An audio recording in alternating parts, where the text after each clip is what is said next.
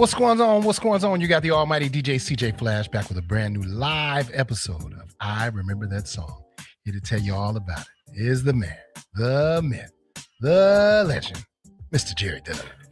CJ Flash, dominance, ominous. I don't have to start out like I did last week with my weekly little jokes about people bothering the Pope because he had an off week. Nobody was bothering him this week. So leave the Pope alone. I'm not even Catholic. Leave the man of dominance, ominous. Mess with the Pope. How you doing, my brother? They messing with the Pope? What they got to say about the Pope? You know, I keep telling you, and today's a good day to bring this up because today we're going to celebrate Prince a little bit on this show because he passed away 10 years ago. But I told you guys once before about that song he calls The Pope. You can be the president. I'd rather be the Pope. You can be the side effect. I'd rather be the dope. Oh, yeah. I got you. Can't nobody, Michael Jackson can't sing that. Come on, man. Well, Michael, yeah. No. You said he can't. Feel the world. No, stop. You stop. Stop. Because that's not fair. Michael did all, they don't really care about us. You know that song? All I really know is that they don't really. Yes. Yeah. I know that song. He let people have it. Okay. In that song. So you can't really say that. Yeah. All right. Okay, listen. It's good to see you, but there are some people in the green room waiting for me to start babbling on. You're watching I Remember That Song live. That's IRTS Live. My name is Jerry Dove. I'm your host and the creator of the show. The almighty DJ CJ Flash is the music director. The show comes on every Tuesday at 7 p.m. Pacific. It's just me and my friends sitting around talking about music and what it means. Now, that's it. That being said, let me bring in a couple of my friends to get this thing started. Here comes Big Russ. Big Russ, what's up? Russ. Good, Dove. How you doing, man? Is your screen a little blurry? Is that me? I think your screen's a little bit blurry. Wax your shirt.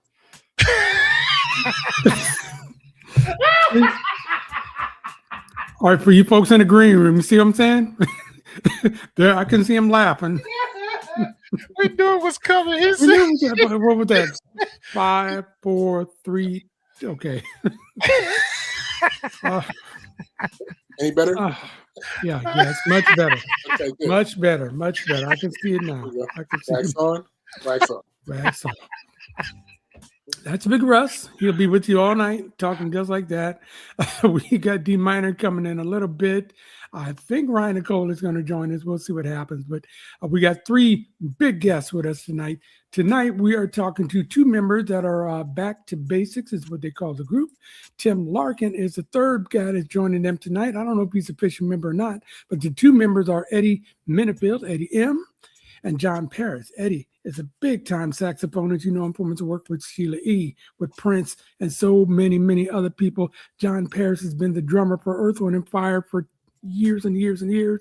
Tim Larkin, I'm learning about, worked with James Brown, worked with Ella Fitzgerald. He does a lot of composing for music all across the world and a lot of video games, which should interest CJ Flash and Big Russ. We got a lot to talk about tonight, including their new song, Biggest Part of Me. They redid that.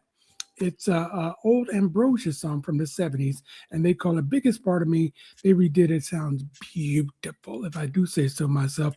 Ladies and gentlemen, let's bring to the stage back to basics. There's Eddie M., there's JP, John Paris, and there is Tim Larkin. Hey. Tim, what did we tell you about Russ? We told you, right? You warned me. He didn't even get 15 seconds, not even 30. 15 seconds. Did I even get a hello out of him? Hey, Jerry. Hello, Jerry. Hello, I don't Jerry. think so. Hello, Newman. Hello yourself. Russ! What's going on, fellas? How you doing? What's poppin', Russ? JP, I didn't recognize you with sleeves on, brother.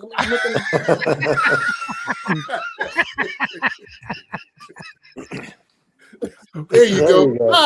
That's my guy right there. Okay. There you go.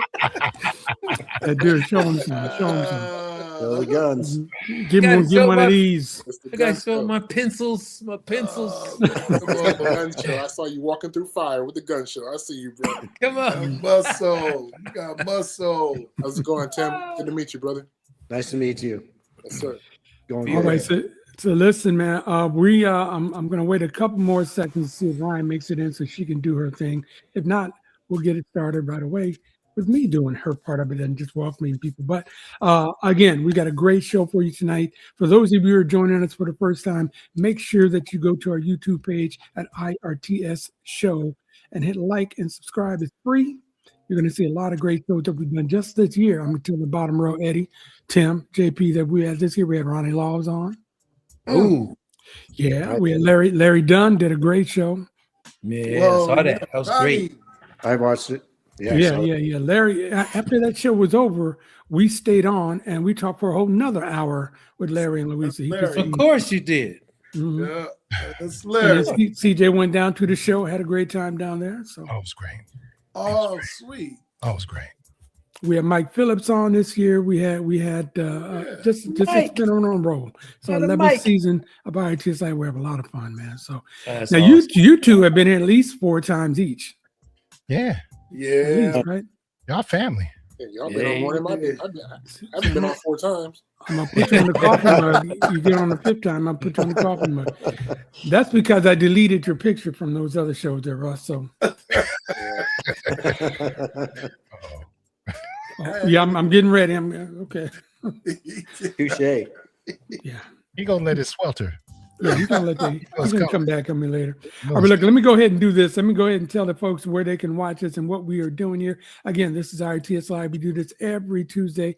You can catch us on YouTube, on X, and on Instagram, all at IRTS Show. IRTS Show. If you like what you see, do me a favor. At any point during the show, just make sure you hit like and subscribe. Like and subscribe. It is free. It helps us out a whole lot, and we get a lot of things covered that way.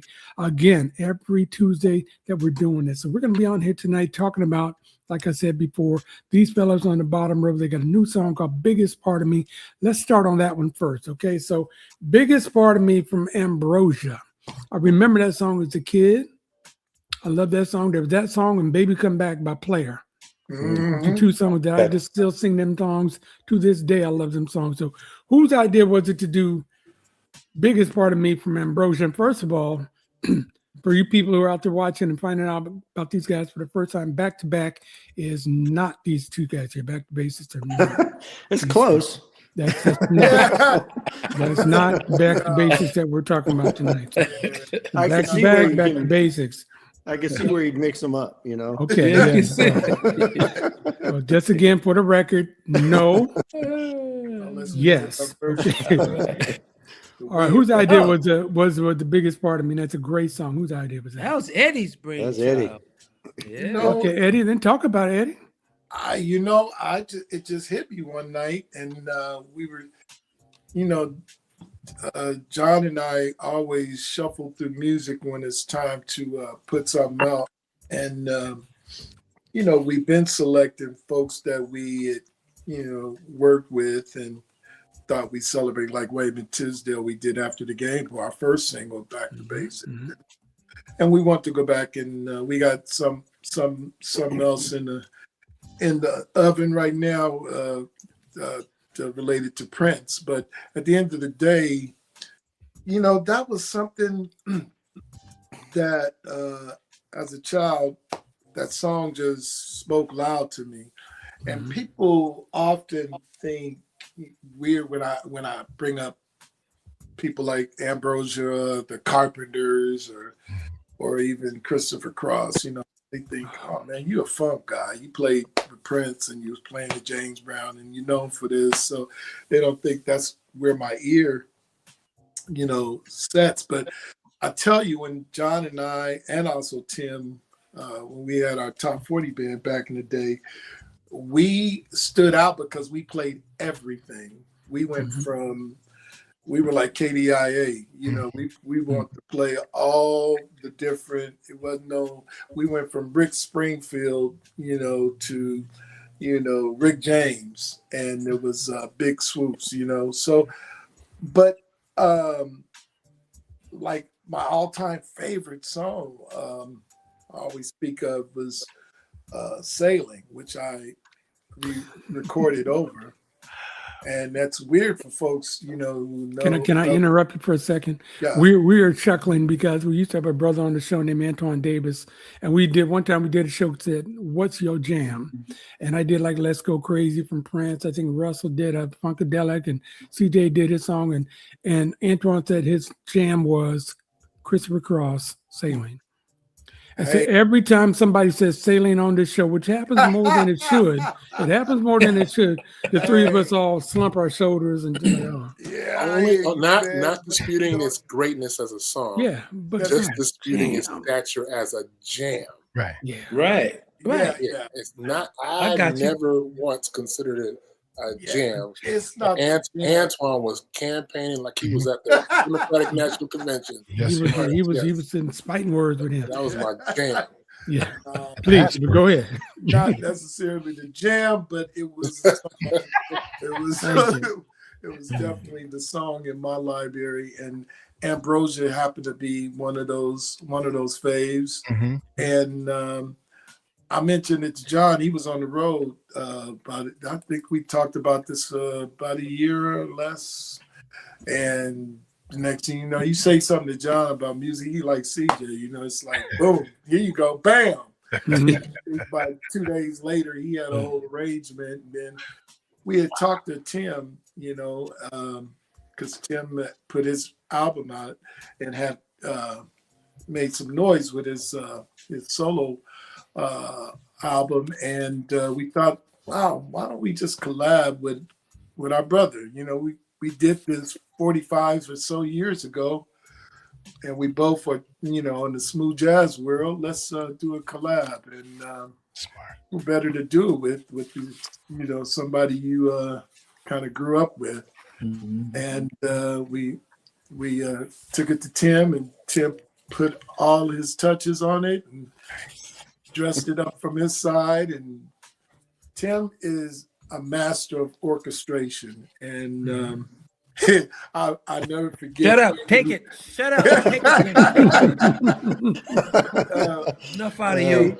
This is a bit of a long story, isn't it, Eddie? I mean, you know, I'm sorry, but I'm okay. tell this story. There were other people on the show on the song with you, so we can let them talk. Eddie started off 7 years ago. Back when I was 11, I really liked this song. Tell him, CJ. Come on, I've been on the show 99 times, so everybody heard my story. But you should know better, man. I mean, come on. Either speed it up or give us an opening where we can slide in. One or the other. You know? Okay, I'm gonna let you slide in 2 seconds. Thank you. Okay. Tim, we sent this. You asked about the song where to come up with, but Tim got the song, and a day later he put some orchestration on it, and he sent it to us. Like, is that what you're talking about? And and it was just a little section, but it's the highlight of the song for me. And that's how it all began, and that's how it ended, and it's out for you to enjoy now. Very cool. Thank you very much. I think Eddie covered it pretty much. I think we can all go home. Thank you, guys. Thank you for joining us. See you next week. All right, Eddie, man. Tim, my beard was black when they started that shit. I didn't even have one when they started this. So, all right. So, Tim, since he threw you a lot of love there, why don't you tell us about what you did with the song? And, you know, because again, we're gonna play a little bit of it in a second here. But tell us when it came up with this idea, what did you do? What was your first thought? First thought on most of those, I did like Eddie was saying, I did an album previously, and I did a lot of cover tunes on that album. So one of the fun things that I enjoy doing is reharmonizing stuff and throwing in a little bit different rhythms, not enough to make it so you don't recognize the tune, but enough so that it's like, it kind of perks your ears up a little bit. It's like, oh, what's going on there? What's happening there? So just mainly changing up the voicings and reharmonizing the melodies a little bit, adding some, like Eddie said, added some orchestration. I think I sent a copy to him early, and Eddie said, no, we need more strings. so I put more strings on there. You know, it was just a matter of kind of adding things here and there, and then eventually gave it to them. I gave it back to John first, and he put some. He changed up the bass line a bit and put some drums on there, and then sang to the arrangement that I had with what's going on chord wise. And so they both put the vocals down, and Eddie put his sax down, and was kind enough to leave me some space for the trumpet in there. I'm seeing a recurring theme going on with Eddie. So I filled in the holes with the trumpet, and now you've got the tune. You'll hear it here soon. I'm assuming so. Nice. JP, your thoughts on it? Hey, yeah, what Eddie and Tim said.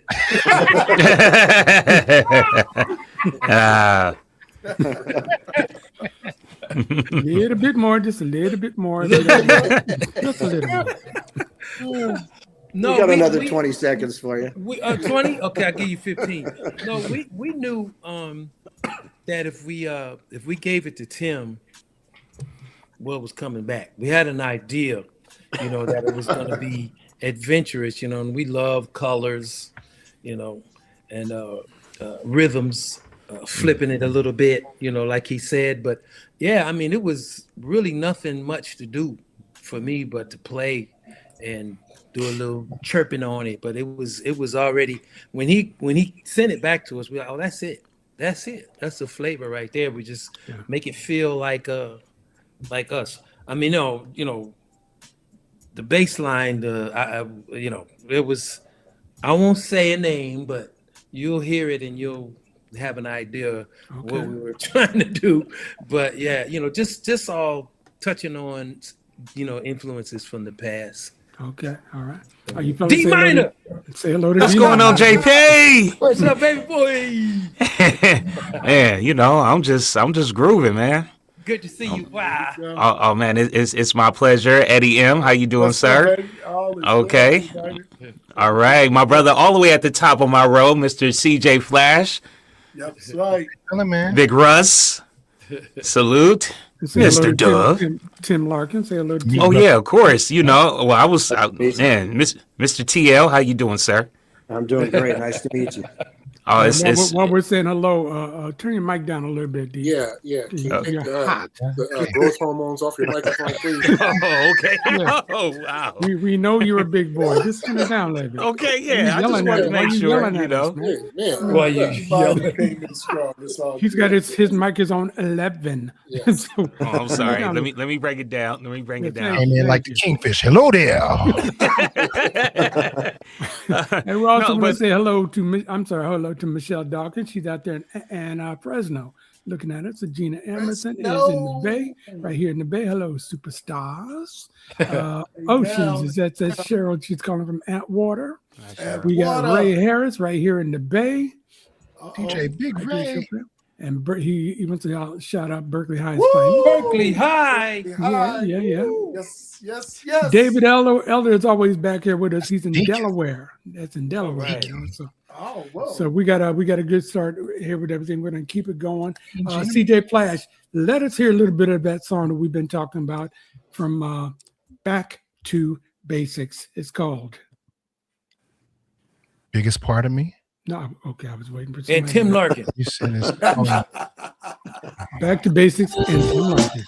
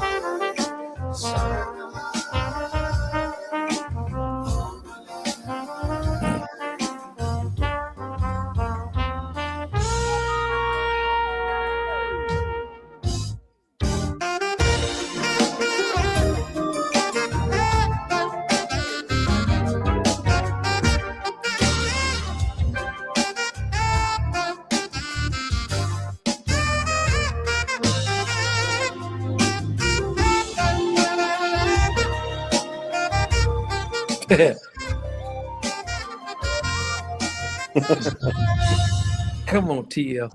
Yeah. Okay, that is nice. No, we gotta let Tim play. Gotta let him play. Okay, all right.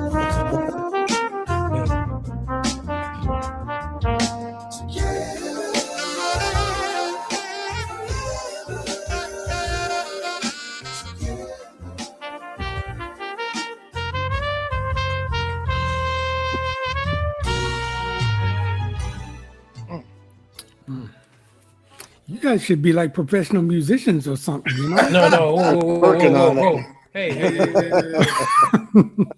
That was good. That was really One of these good. days. Start Yeah. going. The arrangement and the colors of the chords are phenomenal. Yeah. You guys put your TL in the house. oh, that was beautiful. Yeah.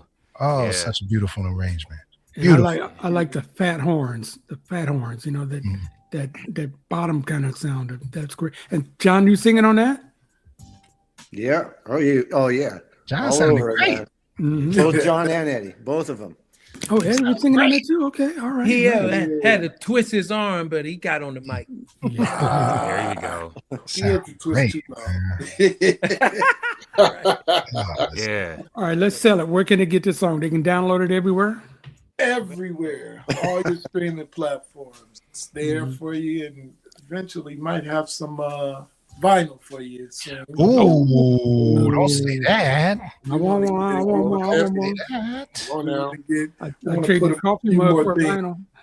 there we go.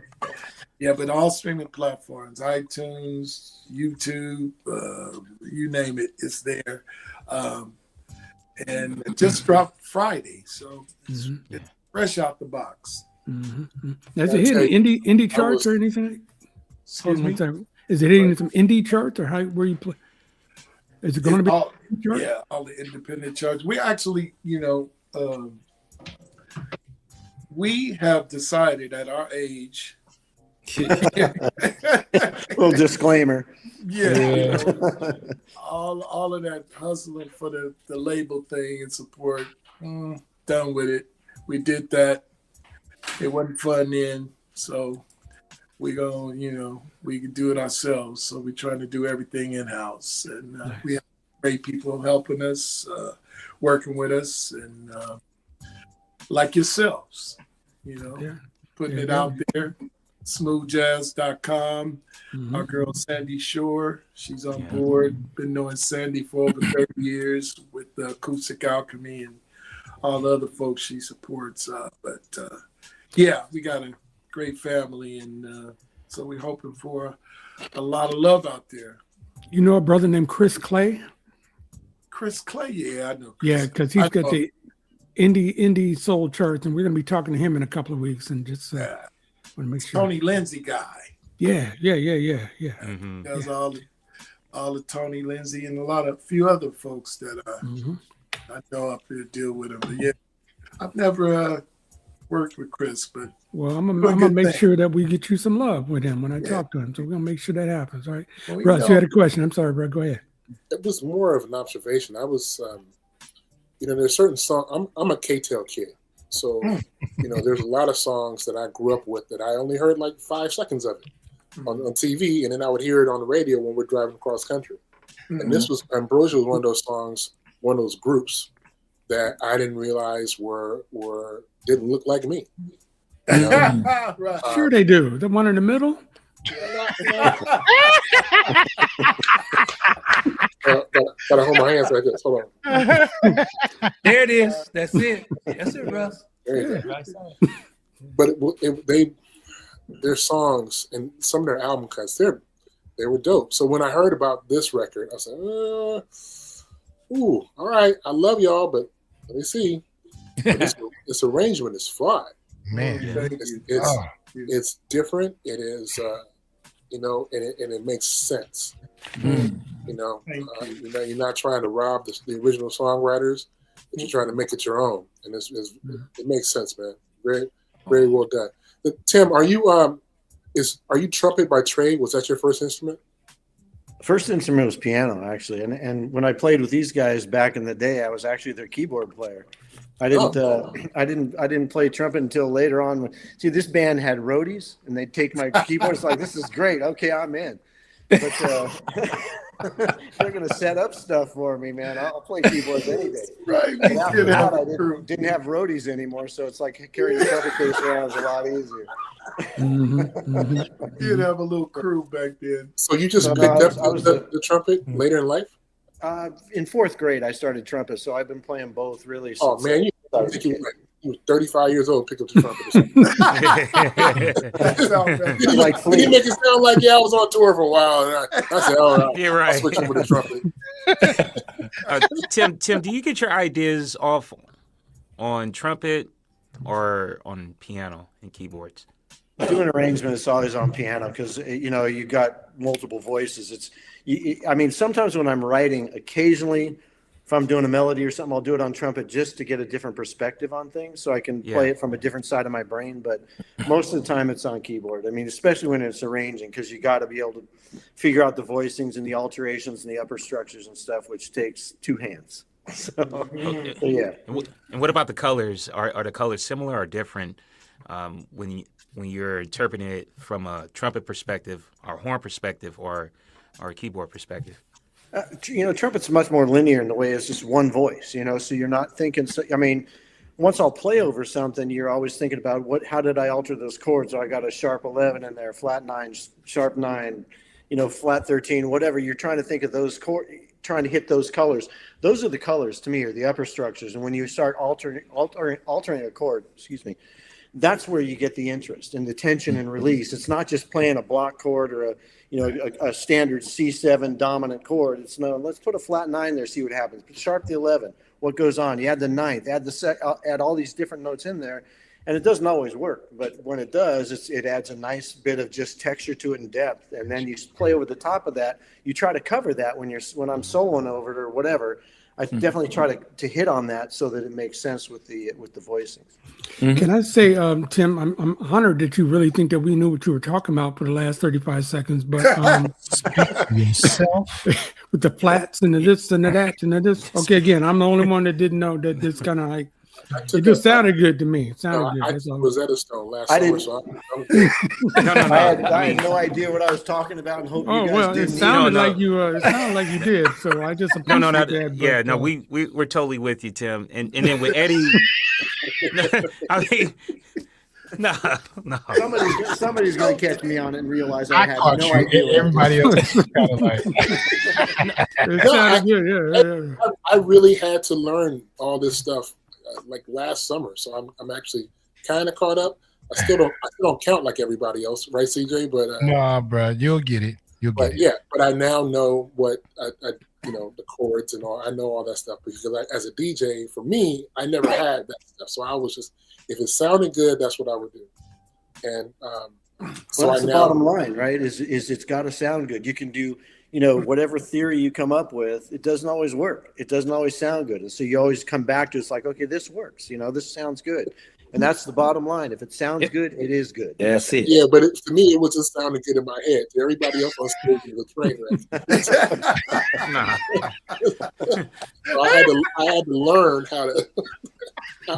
It was baptizing by fire, but I got it. So I got it.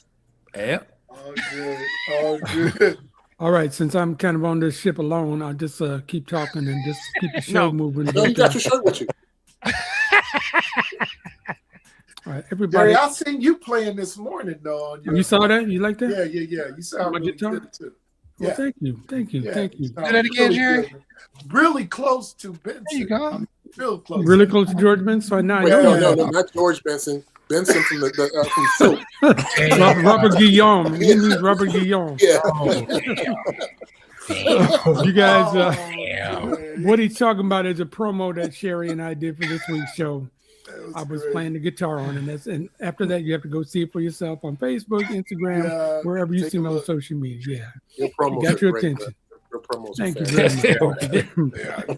All right, so listen, we got to talk a little bit more about some other stuff. But again, a great song. I want everybody to download it, and when it gets on vinyl, for real, I need to see that. We got you. Count me out. Now, when is the album coming out? I know you guys are working on this labor. They've been working on that since we met them. They've been working on that. Well, but it's a it keeps time. it keeps being delayed because we keep coming up. Let's do one more. Let's do one more. And we keep dropping them like that. But I think the next single we drop, the album will be with it, so it'll be a complete project. We have an album right now, actually. With all the songs we put out thus far, we have an EP for sure. But yeah, the album will drop with the next single. We're still kind of playing with which direction we're gonna go. Okay. How much is enough for an album when it comes to songs? In our book, we do minimum. We ain't like these cats to be doing 50 songs, 15, 25 songs. I'm like, man, what is that for? Ain't nobody listening to that deep. I mean, you can't keep nobody. I mean, these double set albums. I think Jesse put out one, our ex-boss. I actually played on it. It was like 2 albums set of, I don't know, 30 some songs. It seemed like I played on it and I didn't even listen to it. Wow. Okay. Is it too much? But it's too much, man. I mean, too much of one thing. So when you listen to, because we're all music fans here, and there are a lot of albums that we've owned and enjoyed and lived with over the years that were double albums, that were solid double albums. And now you look at the landscape, not only are the songs the album's 8, 9 songs, maybe 7 songs sometimes, a glorified EP, as Ryan would say, but the songs themselves are like verse, chorus, it's over. It's like 2 minutes and 17 seconds. Right. Like Calhoun Tubbs. Yeah. So when you're writing now, are you writing in the vein of you're just going to paint the entire picture, or are you trying to squeeze the genius into 2 minutes and 17 seconds? No, we write from the same standpoint I believe we wrote back in the day. We haven't shifted in that. Actually, we have to trim most of the stuff that we do because it's way over the normal time limit, because we have movements. It's like, okay, let's take it here. And sometimes we have to pull it back. And matter of fact, on this one, Tim wanted another section. I'm just squealing on you now, Tim, but I'm sorry. Since we're on better leave Tim alone. That's all right. It's Russ' fault.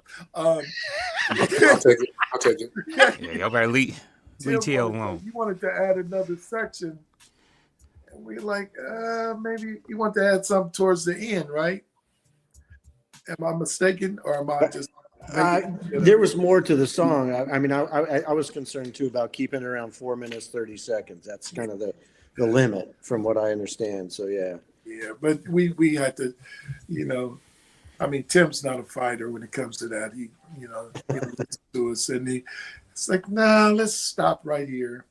And we've given enough of the core of the song. I want to say too, to this song, kudos to David Pack, the guy who wrote this song for Ambrosia. Ambrosia was his band, but not only is he a great person, but he wrote a masterpiece, and it was an honor to get a chance to do it in our language and our style. So, did you guys see that documentary on Yacht Rock? I've seen part of it. Yeah, wasn't Ambrosia featured on that too? I believe so. Yeah, I've seen part of it as well. I remember seeing David Pack on there. So yeah. Good guy. Great idea. Well, next time you talk to him, tell him that we loved the song originally. We loved even more now. Absolutely. Well, I hope he likes our version. I'm happy. I know he. What's I not to love like? the version. Yeah, what's not to like? That's why I'm asking when the album has come out, so we can go on tour like we said we was. That's what I'm that talking time. Hey. Yes. Can we go on tour, please? Yes, let's go. Come We're on, waiting man. That would be amazing. And Russ is gonna lead the camp. He's gonna lead the pack, man. Come on. Hey, I'm Tim's roadie. Okay, I'm in. Yeah, there we go. There we go. He was waiting on that. All right, so listen, today is the 10-year anniversary of the passing of my all-time favorite artist, Mr. Prince Rogers Nelson. 10 years Uh, already. 10 years. I remember exactly where I was at the studio station at KBLX.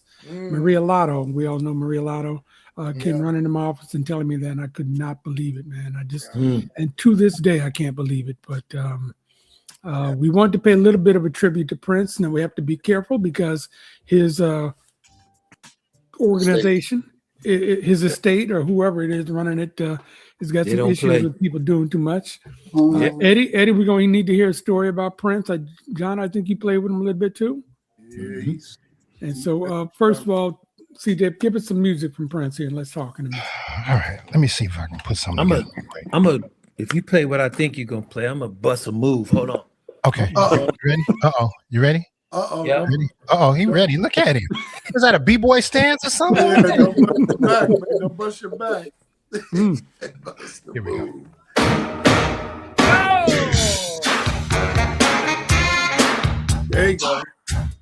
Oh man, you back. Need the video.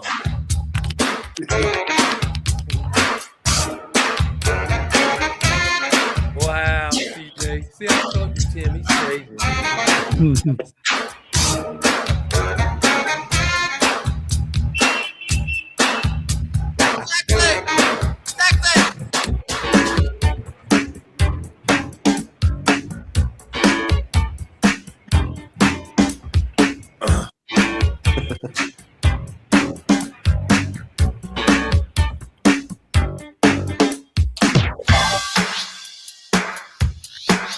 Hey.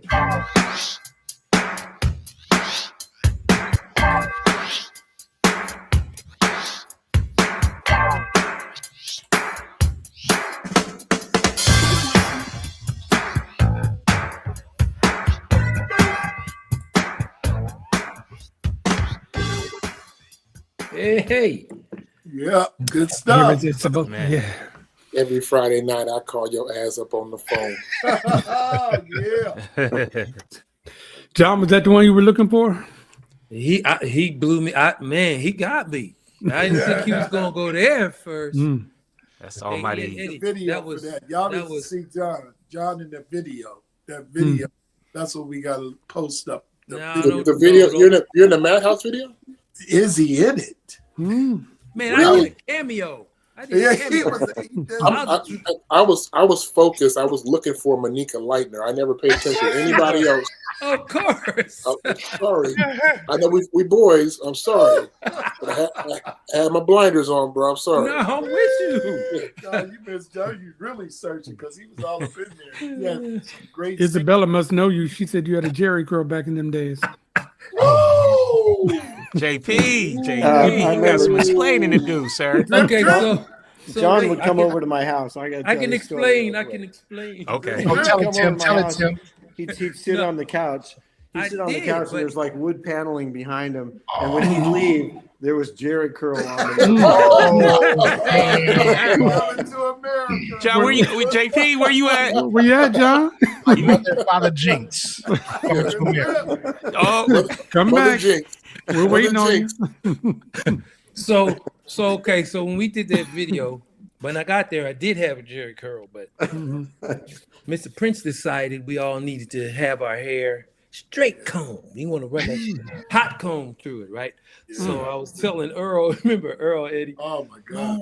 No, I got a Jerry curl, man. You can't run that through my hair. I'll be bald headed.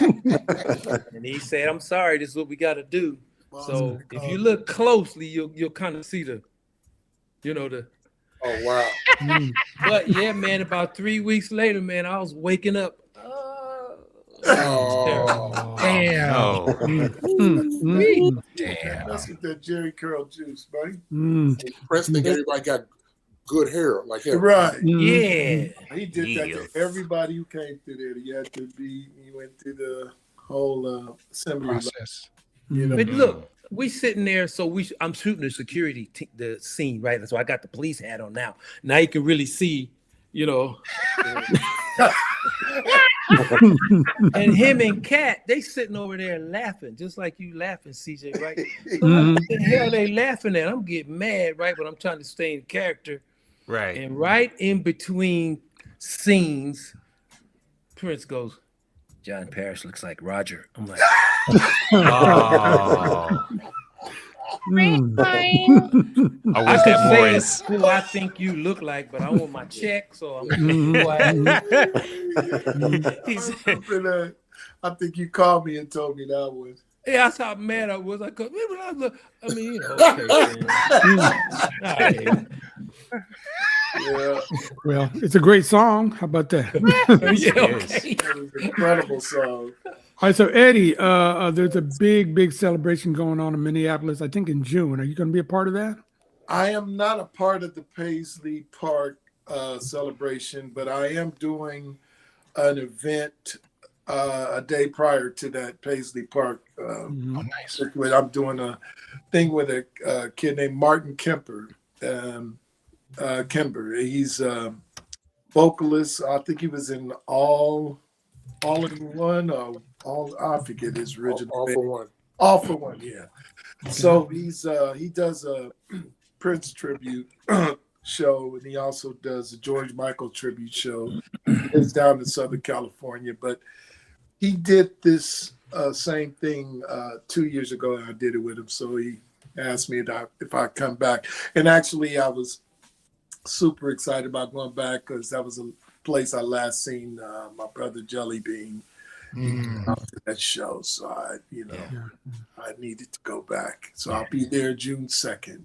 Oh, nice. Okay. All Nice. right. Make sure you get us that information, please, sir. Oh, Yeah. definitely. Shout out to Yeah. I have a question for the panel here. Andre Simone had once said that he had went to Prince's house, and this was at the time when Andre had his success, and he was now working with Jody Watley for her solo efforts, her solo endeavors. And he said that Prince had played him the Signs of the Times album.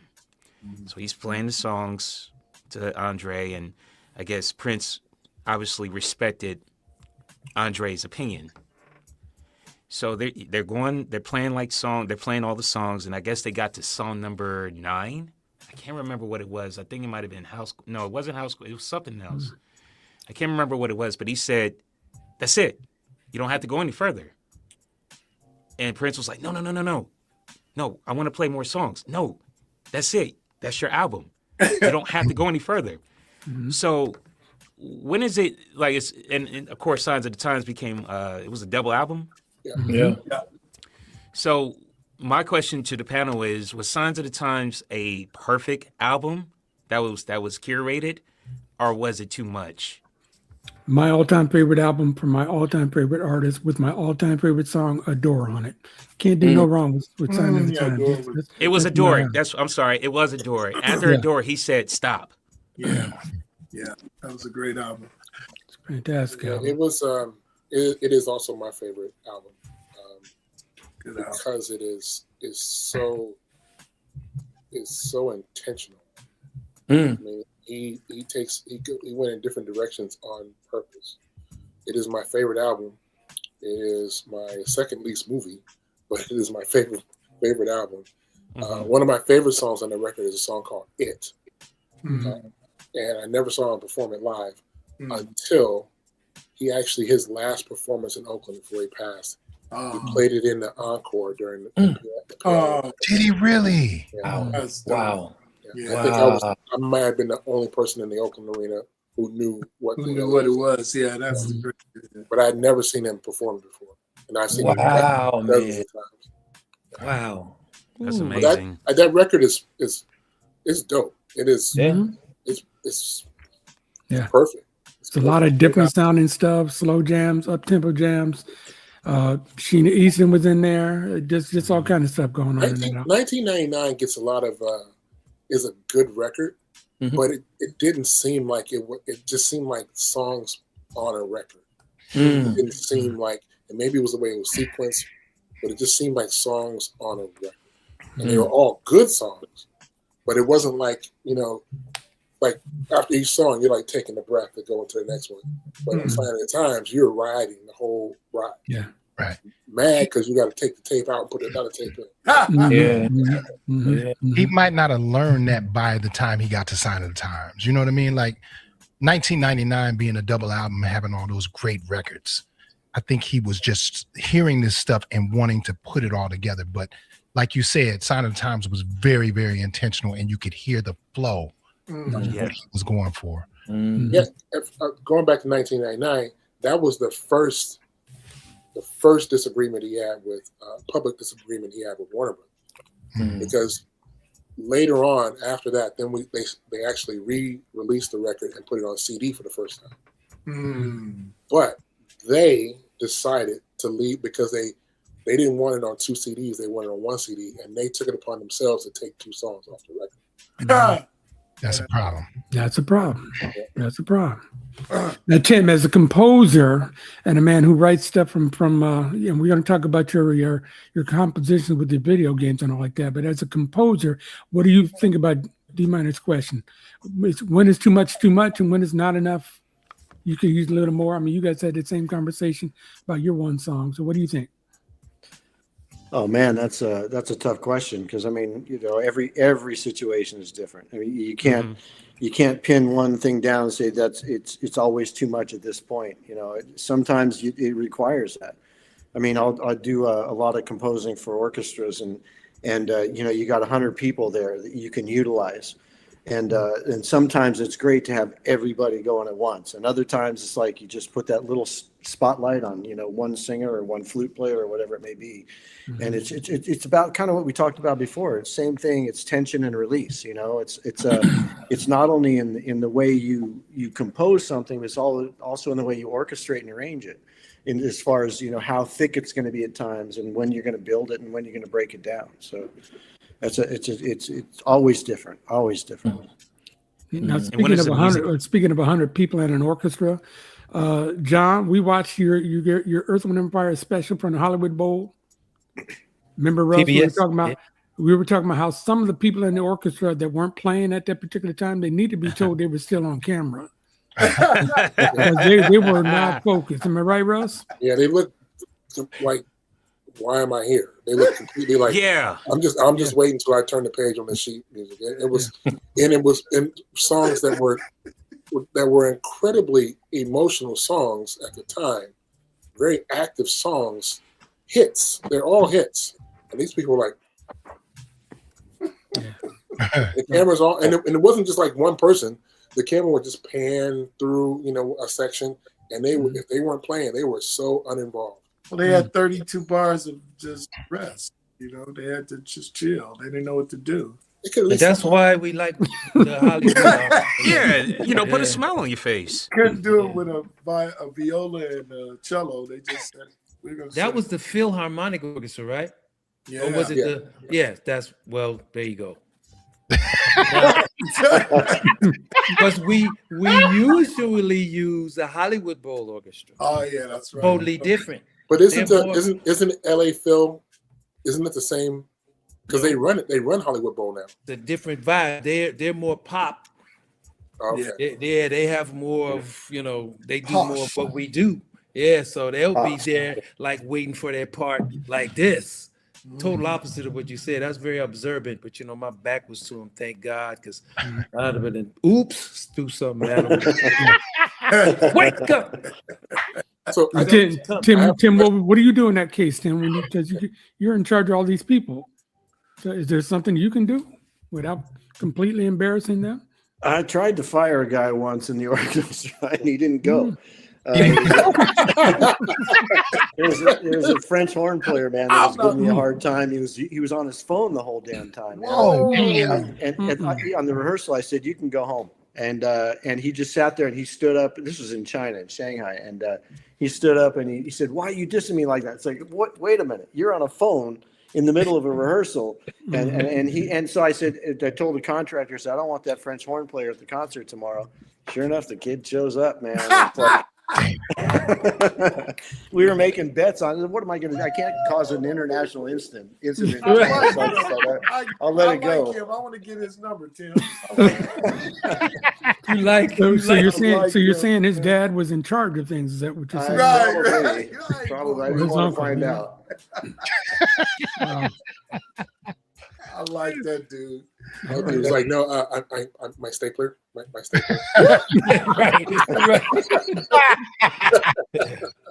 That's funny. I do have a question for you, Tim. I have a question because Eddie and I have talked about we share a passion for strings. We love well orchestrated strings. But when you're putting like this song, for instance, and you have to, and there's some great patches out there for strings now, but does it hurt your feelings sometimes when you have to play strings instead of higher strings for this? Is it budget or whatever? When you write it, you're like, man, this would be, if I could just hear this with real strings, it would be phenomenal. Where does that put your head? Especially since you do so much work with orchestras.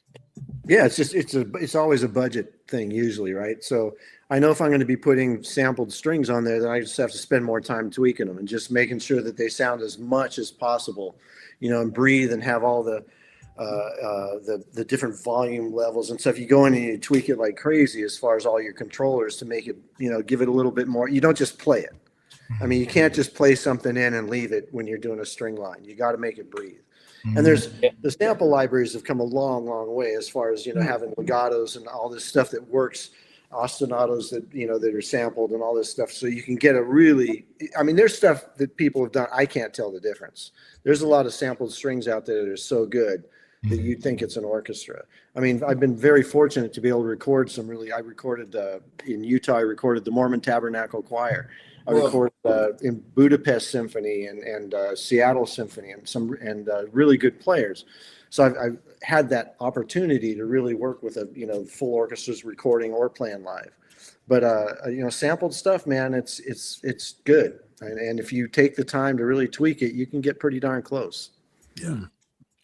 Hey, John, Eddie, same question. So can you tell the difference between what's real? I was just about to say he sent us that section pretty quickly, so I know he didn't get 35 cats in there and record them.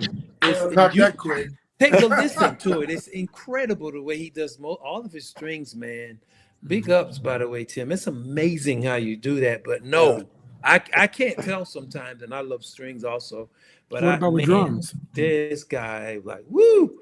You can tell if it's a machine. Yeah, you can usually tell, but people don't care because it's just time. But for ballads and stuff like that, man, you gotta feel that thing. It has to be some kind of emotion to where it moves and breathes. And AI and drum machines can't do that. And I mean, I'll spend a lot.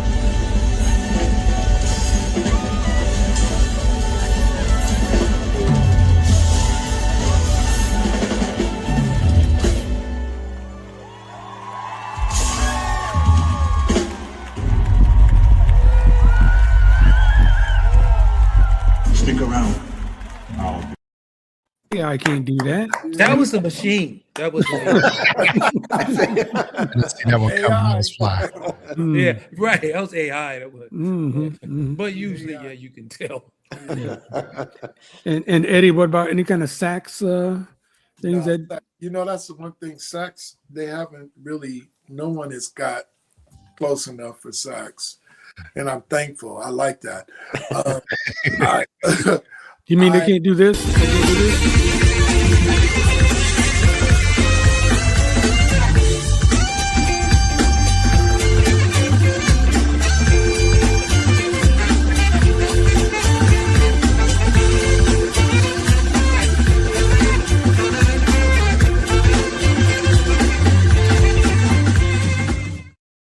Nah, they can't. Soul power.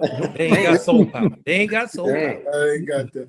It's great though. I mean, they're getting close, but they haven't. That's like the last horn. I've heard some real good trombone sounds getting close, and brass they getting pretty close, but saxophone. No, I mean, well, I know they're trying to take your position, but I mean, I've heard different, especially down in NAM. You see these companies coming up, and they're trying to. But saxophone is a hard one. I mean, it drives me crazy when they get those little sounds on like just a especially like what's the Bobby Brown had. Was it Prerogative? Yeah, Prerogative. Oh, yeah, man. I'm like, Teddy played it. that was torture. Something in my heart, Michelle. It was just like it's like, come on, man. Just well, what about the one Your Love Is King on side A? Is that real?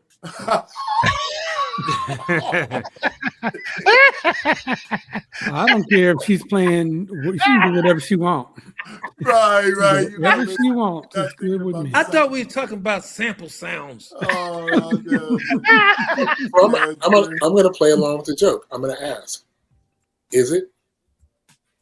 Yes. Your Love Is King? Yeah. Yeah. It doesn't sound real though, huh? No. Check it out, Nick. When you listen to it, it really sounds. Hey, man, shout out to him. Well, you're killing me here because I'm a big Sweetback fan. So, wow. Okay. Yeah, I'm sorry. I'm sorry. Well, I need to know. It is. It's real. Yeah, that's real. They wouldn't put those sample it's real. on their music. Mm. John, you killing it, man. Dang. Hey, man. Well, we saw him playing on Is It a Crime? We saw that. Let's listen.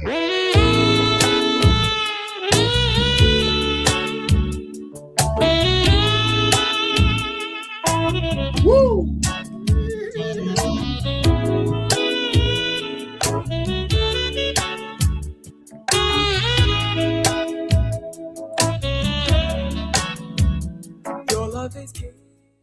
I'm sorry.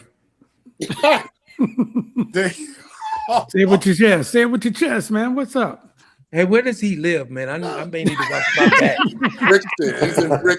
He's in Brixton. Yeah. You're Okay. good. He can't get here that quick. You're good. Across the pond. Man. Across the pond. He's in Brixton, bro. Mm. Yeah, but he might come to Earth Wind and Fire concert. You better No, I didn't say it was bad. I just say it kind of has the semblance of sample. That just keep digging that hole. might as well say it's bad. It was I love that solo. Russ, come on, help me, Russ. Help me. Hey, hey, JP, I'll say I said it. Okay, all right. It's the other young-looking dude on the panel. Like doing that bullshit out there. Yeah, man. I thought the solo was great. I I like the beats. You could dance to it. There you go. Digging it deep. It's an IRTS Live. We do this every Tuesday night right here on this. Let's start all over. Hey, you're watching IRTS Live. We do this every Tuesday night. You can catch us on YouTube, LinkedIn, and on X at IRTS Show. Tell your friends, tell your neighbors, tell your family, tell the people you don't like, because you won't be in the same room watching the show with them anyway. But we're here every Tuesday. Tonight we got 3 great guests. Back to Basics, which is Eddie M. and John Paris, and then we got Tim Larkin with them too. We have already talked about a song that they got working. It's called the I keep thinking about the biggest part of me. I want to say the best part of me, the biggest part of me, which is a remake of the Ambrosia song from the 70s with a whole new flavor to it. So you're gonna love it. So CJ, let's keep some more music going so I can get my mouth together.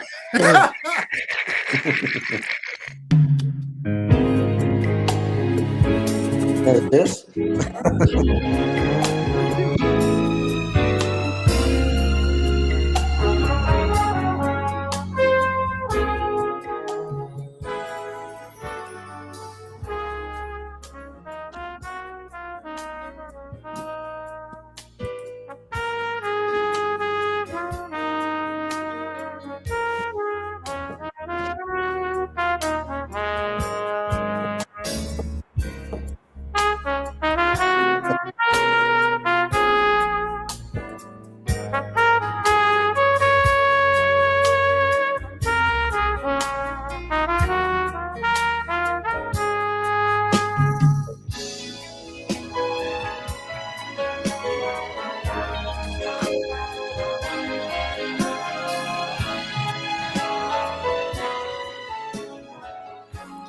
Yeah, through the fire.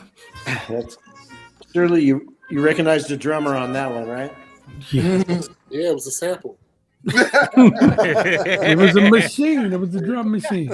Hey, man, Yeah. that sounded good. It's from your album Setting Amazing. Standards, your debut album, blending jazz, tradition, and modern expression. Had songs like Through the Fire from Shaka, Heart of Mine, Gumshoes, Smile Again, Wichita Lineman. Is that the Glenn Campbell song? That's the one. Okay. Every Actually, Little Thing. and And Jimmy Webb Pure wrote that. Imagination. Jimmy Webb. I remember Yeah. that. I remember that. Heart of love Mine is a classic, man. Heart of Mine. So you do the Boss Skaggs version? Yeah, Boss. Bob Skaggs Caldwell. and Bobby Caldwell both did that. Yeah, Bobby Caldwell Yeah. wrote it, That's but right. Bob Skaggs covered it. Yeah. Okay. Did a great job. Yeah, that Thank you. sounds really, really good. I So, want to hear. I'm going to look that up because Yeah, I love that song. yeah, here's the album right here. Here's the album cover, Setting Standards with Tim Larkin. So tell us about that, bro. How'd you pick a Shaka song out of all those? You put 7 songs in there. We talked about numbers of songs on it, and you said on Shaka's Through the Fire. How did that make the grade? Just a lot of the tunes are all from the 70s and 80s. Were just iconic tunes that I grew up with, and one of my favorites, like Eddie was saying about Ambrosia and Biggest Part of Me. Those tunes just stuck with me. Smile Again, that was Manhattan Transfer. They did that, one of the most beautiful songs I've ever heard. I mean, David Foster wrote that, and the arrangement that Manhattan Transfer did was just amazing.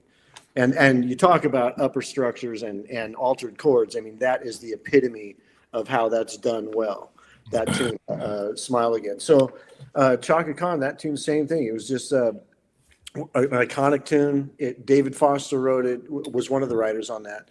And the chord changes are great, and turned it into kind of a big band version a little bit, and had John come in on it and sing on it and play on it, and he just put it over the top. So it's just one of my favorite tunes. Absolutely.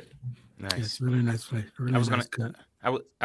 Yeah, and Tim, you actually had answered that question because Manhattan Transfer, those songs, a lot of their songs, I can only imagine somebody trying to. I mean, Anita Baker did subsequently, but with Yeah. history, but their songs, because their harmonies are so almost perfect, kind of like Air Supply.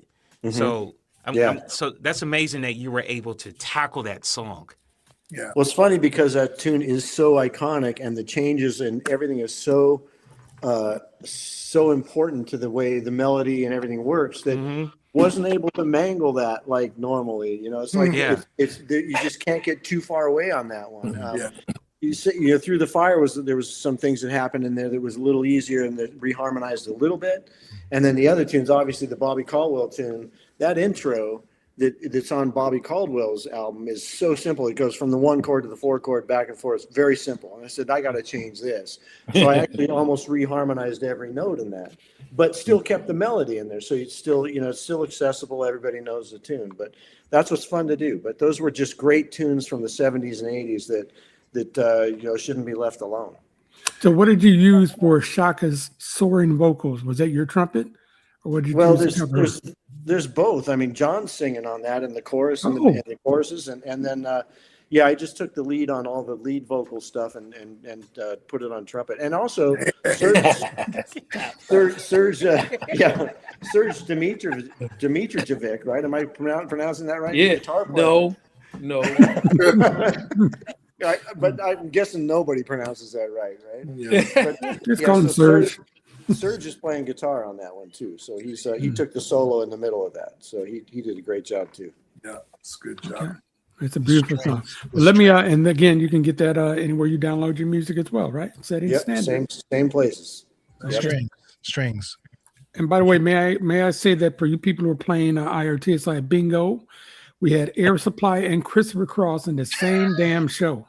The same damn show. If you got that right. And K-Tel.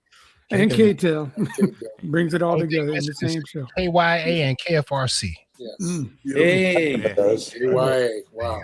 Beautiful. Uh-huh. There you go. Well, good work. Good work. Hey, Go John, ahead. do you?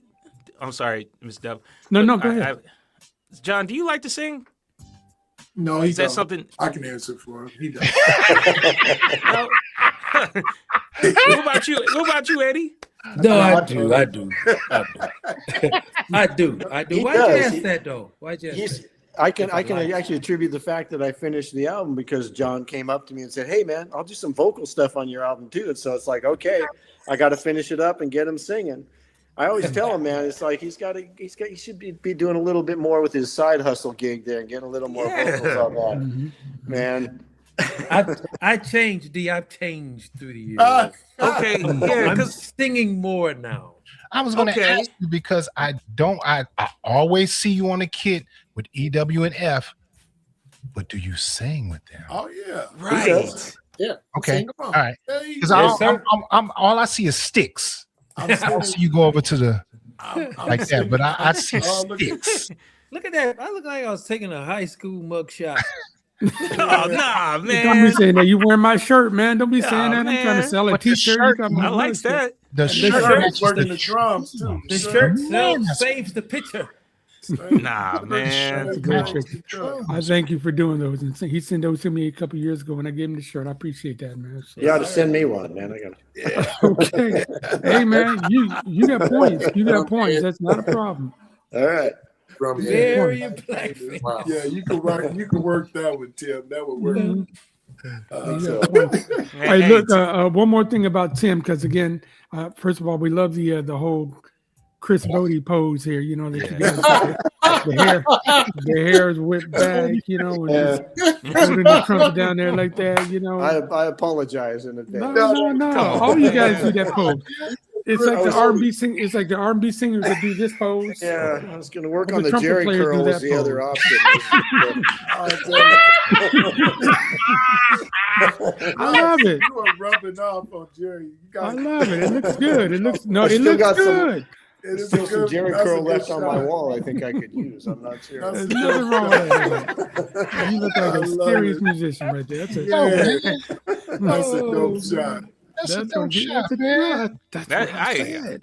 I'm- That's what I said. I did want I to touch love on it. two more things on your career, Tim. Or three more things. But you worked with this lady here. You said you did some work with her, Ella Fitzgerald. Yeah. You did some work with James Brown. Oh yeah. All right.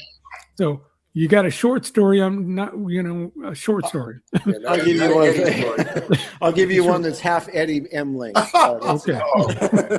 Oh, man. All right. Party So, started. so the first time I played with James Brown, I was live on stage, no rehearsal. I was just thrown out to the wolves. It was like I just walked out there, no charts, no nothing.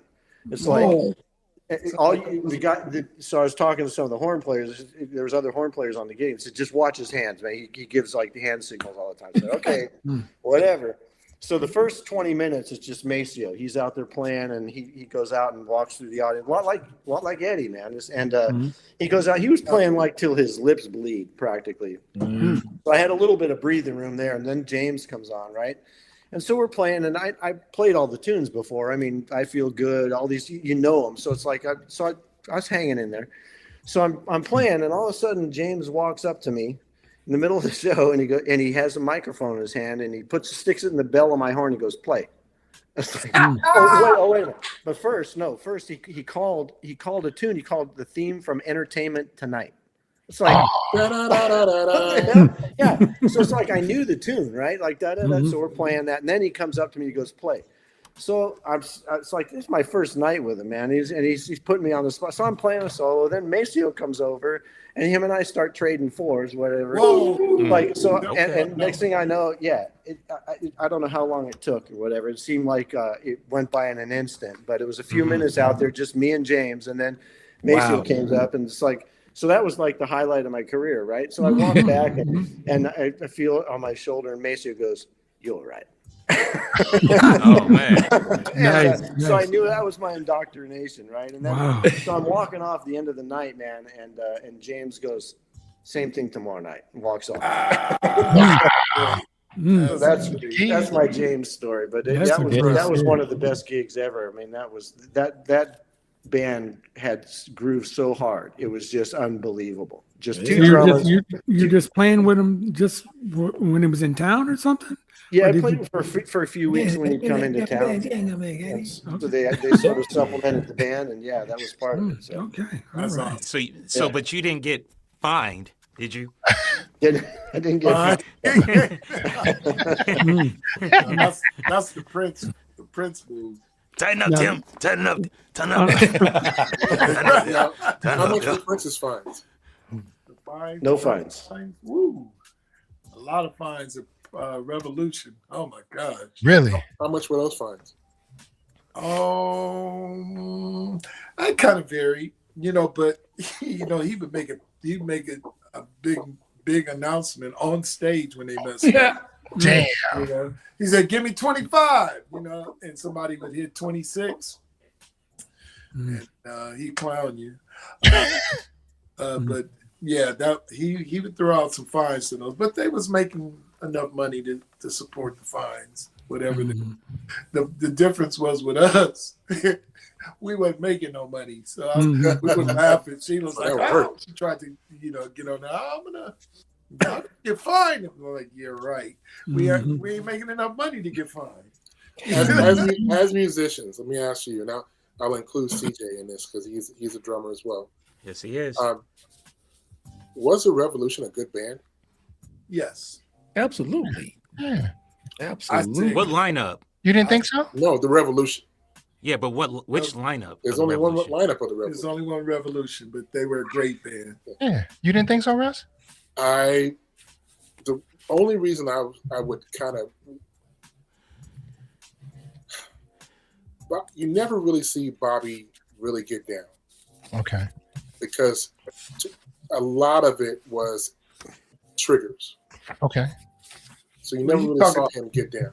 But you talk about that period of Purple Yes. Rain, but all before that, Dirty Mind and all that earlier stuff, Bobby was playing. He was playing. Yeah. And he was, and Prince loved him. I mean, they they had a vibe. Yeah. Bobby had a feel, man. Yeah, Bobby was a bad boy. Those guys together, Prince put that band together, and that was a great band. I mean, they didn't. To me, it didn't compare to what the Bay was doing, but still, as a unit, they had a good unit, and they had a good vibe with the different players. They're all kind of from different areas, and and that's the way Sheila's first band was as well. Everybody was not, we all came from different vibes, and it was funksters, and you had rockers, and then we had Steph was from Pablo Cruz. Wow. Then he was he was a Hawaiian bass player. He would play all kind of jazz stuff, and Carl Perazzo today he playing with Santana, but he was a Latin player. It was just a mix playing, but when it came together, it was pretty solid. But I must say, Revolution was a great group. I thought they were a good band. I was a fan. I'm a little tilted because I was such a big fan. But when you hear people talk about great bands, they're often overlooked. And I was wondering if that might have been. I agree. Yeah. Especially in terms of impact, man. That what they bought from that period, man, through the Purple Rain period was just, oh man. Yeah. And we almost got a reunion. And I would have loved to have seen what they would have done, Well, they tried to put it back with Prince. Yeah. He wouldn't go back. Yeah. But Now, do you think that we're affected by the fact that the word was out that Prince was playing all the instruments during the albums and they only played with him live? Do you think that affected their reputation? No, I mean, Prince. No. Prince involved them a great deal of. I mean, especially Wendy and Lisa, they did a lot of cool writing with him. He involved them, in a lot of cool things, and he really allowed them to express himself. Even, I mean, they were involved. He gave them credit for stuff that he did, but so did he do the same thing with most of his artists. Sheila E., Vanity, The Time, he was like, A.M. or he was Jesse, little cute guitar player in this Prince. Right. But the narration was, he was building a brand, and I'm thankful that he did it that way. He allowed me to play when he called me out, which was great. But As a friend, I was fired up. Man, I was like, "Wait, did he just call Eddie up? I man, know him. Hey, I know him." that's my cousin. he's number one. He's number one. Hercules. Great stories.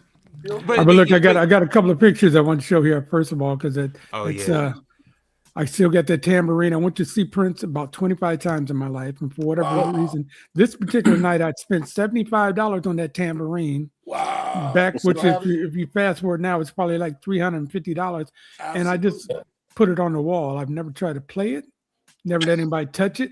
Just put it on the wall. That's and right. That's you, Jerry? That's me when I have my Oh, yeah. twisties and everything like that. Yeah. And then I went back to the Rock and Roll Hall of Fame and got this pose right here with my man Prince. So I love that dude. I love one of my favorite pictures of me and Prince. So That's nice. Yeah. You and Prince. me and Prince. I never met him. I don't know that, I needed to meet him. I think it's probably better that I didn't because Probably. it's good. What night you would have met him. Yeah, it's probably better that I didn't. All right, we're gonna keep it going now. Flash, what else you got? Who else we gonna talk about next? I don't know. You just said, hello, Jerry Dove. Let's go. He'd have greeted you just like that. Hello, Jerry Dove. And I would have said, hey, Prince. No. And then they would have Hey, Rick James said something. He said that he was in an interview. This was like later in the 80s, and they had asked him, they said, "Are you and Prince okay now?" He said, "Yeah." He said, "Yeah, I got a chance to talk to the little guy.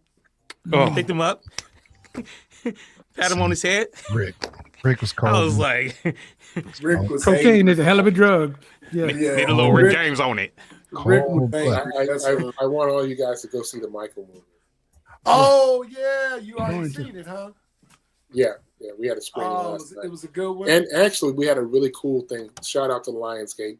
We were able to get them to fund a field trip for the kids at Oakland School of the Arts.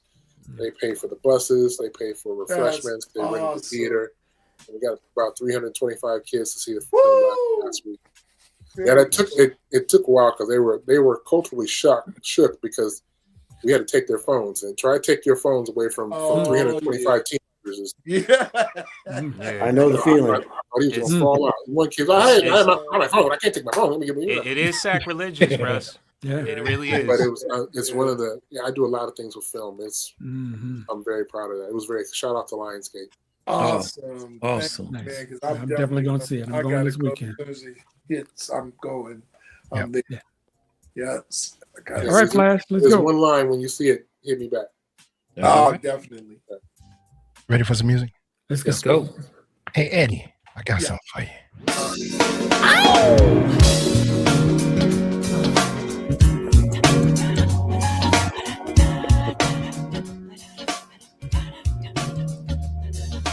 Rockets, moonshots, spinning on the have-nots. Money, we make it. For we see it, you take it. Oh, if you wanna holler, say where they do my life. Yeah, if you wanna holler, say where they do my life. This ain't living, this ain't. No, baby. This ain't. All right, go ahead, Flash. Paris on drums, y'all. Mm. Mm. Yeah. Who's that singer though? As El DeBarge. Mm. Where do we find that project? You know, that was a Frankie Ross finding. Frankie was managing me back then. You should know Frankie Ross, Jerry. He did what was it? KGLH back in the day, John. What was Okay. No, that was what was the Quiet Storm down here? KBLX. No, That's up there. Yeah, That's that's up there. the area. Yeah. I forget what it was down But here. he- The way. He was Yeah. up in the- Yeah. I thought he Yeah. was The at Wave. Stevie's. The Wave. Yeah. Now he's at the But Wave. yeah, he's at he was at W- Stevie's Yes. 2 point. He's like KJLH, and then he went Yeah. that way. Okay. Right. I bet they Frankie, played hell out of that. Frankie Yeah. was managing Wayman Tisdale Mm. back in the day, and he kind of got with me and John, and next thing you know, I was over at Mo Jazz. But Yeah, man. Oh, Jazz. then Did he you, pulled in the El DeBarge to answer the question. you get your check yet, Eddie? From Mo Jazz. Oh no. Yeah. No. No. Me No. neither. Mo Jazz equals no check. No, Man, Russ sorry. with the Yeah. jokes. Hey man, Russ got the look, punchlines. and I was Hey, in this, E. I Hey, was in Eddie, can we when I tell was them the Wild thinking Wild check. Watson story though? Oh, the Wawa Please. Watson. No, Oh, my can we? God. Okay, I'm sorry, I put it out there. Oh, Tell them, Eddie. Oh my God. Quick, just a quick. I won't hold up. I won't do 2 hours. But Wawa Watson came in that particular song. Him and El were very good friends, and we're at Herbie Hancock's studio doing El's vocals on that song, and El said, "Hey man, somebody want to talk to you, Eddie." And I get on the phone and he's, "Man, this is Wawa Watson. wow. Hey Oh, man, I'm coming over to the studio, man, and I want to play on this track. And check it out. If y'all like it, pay me. If you don't, take it off." mm. We knew we didn't have no money to pay Wawa. We was like barely paying L at that point. It was at the end of the project. There was no money there. It was like, dude, we can't even, pay for a taxi ride to the airport from this budget. It was wrong. It was over. Oh, So he came down, and you ain't gonna take nothing Wawa Watson does off. Right. It was, and he tore it up. Gave him about 4 tracks, and he just did Wawa Watson. It was gorgeous. And the label, No Jazz, Yes. they refused Motown. They refused to approve it. So I said, take it off. Mm. And that was back when the 2-inch tapes was happening. Mm-hmm. I didn't get away with them 2 inches, but I wish to this day I had that stuff because Man, Ampex 456. that's right. That's right. Yeah, Yeah. that's Very right. well. And man, we already had 2 guitar parts on there. We thought it was kind of like, well, what is he gonna do? It's like, is there gonna be the room? Man, that dude put 3 extra parts on there that were incredible. Wow. Like, oh my God, we can't live without this. Yeah, But we had to. within an hour or two, it was Yeah, like, knocked it out. and then L had 20 tracks of himself, so we had to have L is nonstop in the studio. He's like, give me one more. It's like, dude, you up to 15 tracks now. How many? You don't have one more.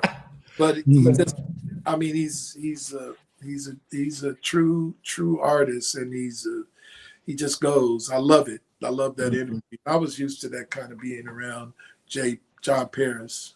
He did that when we was kids. You talk about, But at any rate, it was good.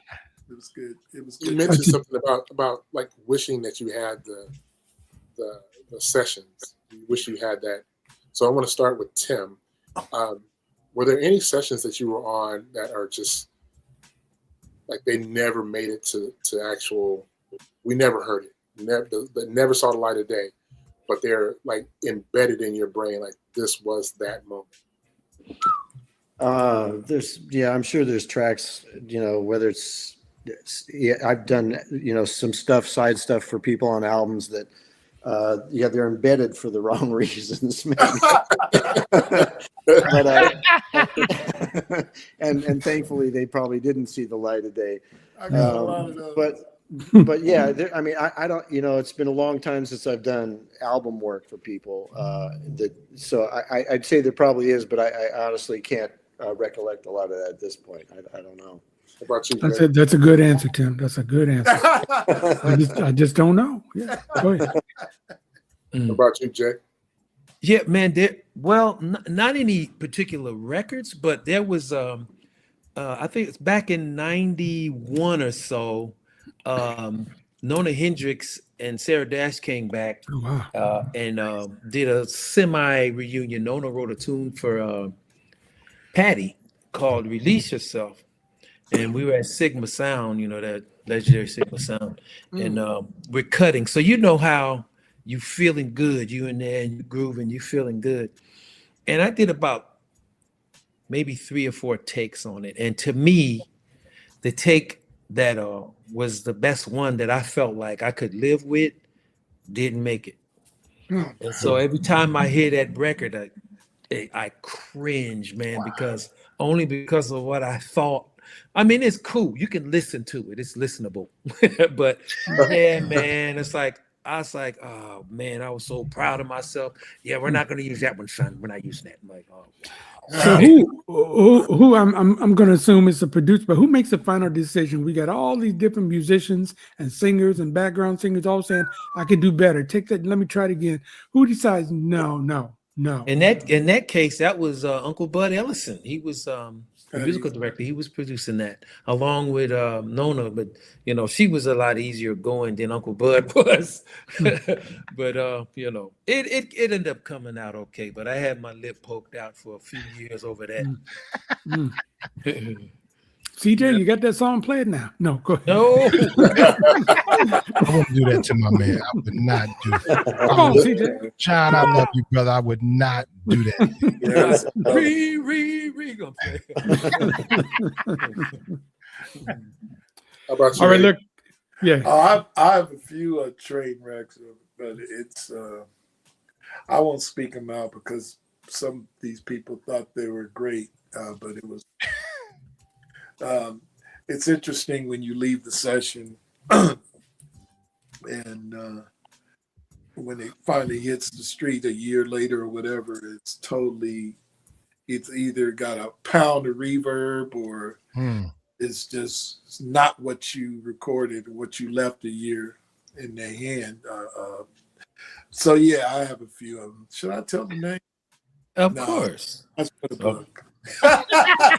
Look, exactly.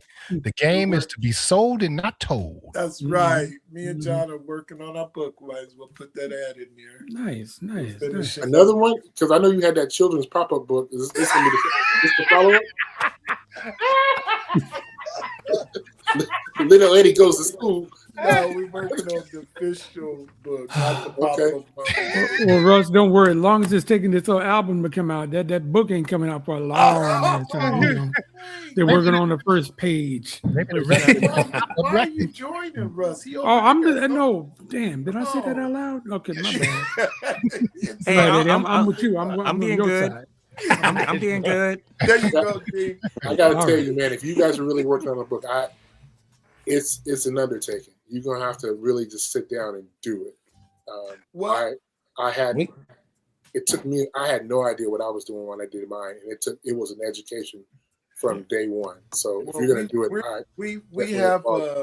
we have my daughter-in-law is helping us with this project. She's a writer for Cedars-Sinai Hospital in LA, and she took it on, and she's keeping us together. We meet once a week wherever we are, and we have a session, and she's taking all the information, and we've been at it probably before the last time we came on here. We've been at it a good year, so it's all worth the wait, Jerry. It's all worth the wait. I'm on your side. And I'm just saying, we telling the truth, so it's been nice knowing y'all. I love y'all. But when this book come out, CJ, you don't know us no more. We got you covered.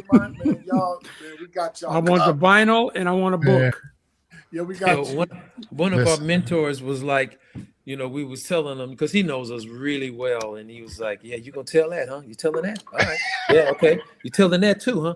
All right. Well, tell Eddie I got a name for y'all. I got a great name for y'all." It's like, what? What's the name? We'll call this one "Swimming with the Fishes." Uh-oh.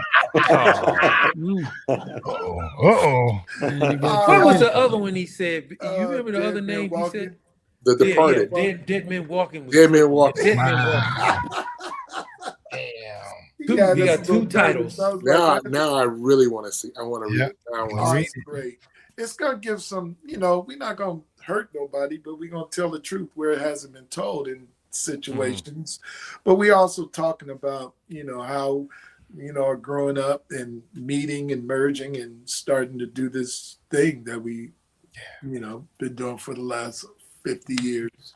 So, and Tim is a part of that. So it's a big story. Big story. Oh, Well, when you do the book on tape, get David Allen Greer to do it. Oh!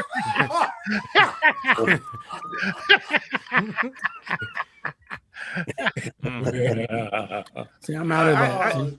I have a question for all three of you.